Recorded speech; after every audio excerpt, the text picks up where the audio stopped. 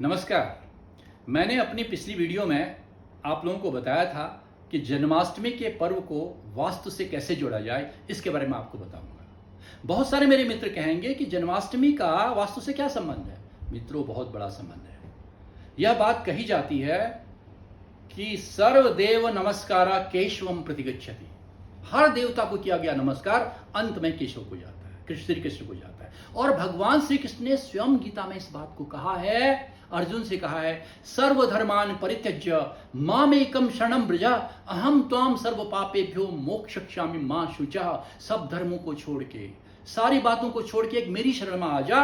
मैं तुझे इस बात का विश्वास दिलाता हूं कि मैं तुम्हें सारे शोक से मुक्त कर दूंगा, इसमें कोई चिंता मत करो। और उसके बाद भी जब श्री कृष्ण ने अर्जुन का सारथी बनना स्वीकार किया था, क्योंकि उनकी डायरेक्शंस क्लियर थी, द्वारका बसाई थी, उनका वास्तु क्लियर था, तो ऐसे भगवान श्री कृष्ण के जन्म दिवस पर वास्तु दोष कैसे दूर किए जाते हैं, मैं आपको इस पर चर्चा करूंगा।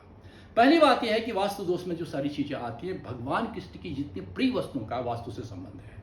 इस भगवान श्री कृष्ण के पीतांबर वस्त्र का संबंध है, ईशान कोण से गुरु से संबंध है। आप अपनी पूजा की वस्तु में भगवान कृष्ण की प्रिय वस्तुएं, पूजन की वस्तुएं रखते हैं, तो आप अपने घर में स्थित किसी न किसी वास्तु दोष को दूर कर रहे हैं। हमारे वास्तु स्थल में, जिसके बारे में मैंने पहले आपको बताया था, अपने वास्तु स्थल की कल्पना कीजिए 81 खंडों की, स्क्वायर ग्रिड्स की, 9 बाई 9, जिसके अंदर 45 देवता निवास करते हैं और जिसकी बाहरी परिधि में 9 देवता रहते हैं, यानी कि 54 देवताओं की हमें पूजा करनी होती है।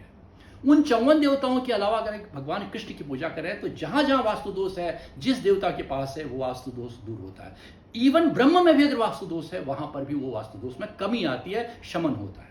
तो उसके लिए करना क्या है? भगवान श्री कृष्ण की प्रिय वस्तु क्या? बांसुरी। उसके बारे में मैंने आपको बताया था। बांसुरी वास्तु दोष निवारण के लिए उतना ही पवित्र माना गया जैसे जल, जैसे दर्पण, जैसे प्रकाश, जैसे आपके कलर्स, जैसे स्वस्तिक चिन्ह, जैसे ओम का चिन्ह, ये सारी चीजें बताई गई हैं। उसी तरह बांसुरी का अगर आप उसका ब्लोइंग एंड को नीचे रखते हुए 45 डिग्री में दोनों बांसुरी को रखते हैं, लाल फीते से बांटते हैं, और अगर उसके आसपास अगर आप मोर का पंख भी लगाते हैं, तो वो चीज कहा जाता है वास्तु दोष दूर करने में बहुत बड़ा सहायक है। कहां उसको लगाएंगे?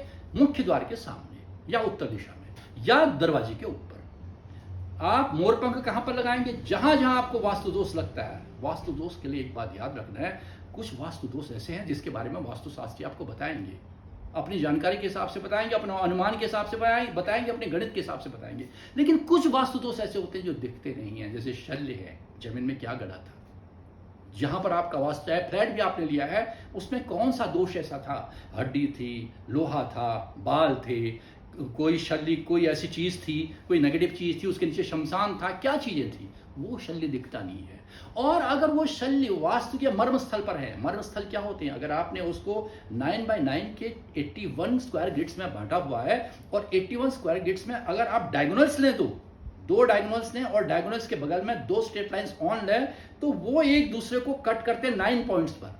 वो 9 पॉइंट्स वाइटल पॉइंट्स हैं, वर्नेबल पॉइंट्स हैं। उन पॉइंट्स पर अगर आपने कोई ऐसी चीज बना दी या उसके नीचे अगर शल्य है, तो जीना हराम हो जाएगा, परिवार में कलह रहेगा, स्वास्थ्य ठीक नहीं होगा, अल्प मृत्यु हो सकती है, संतान की चिंता हो सकती है, विवाह नहीं हो रहे।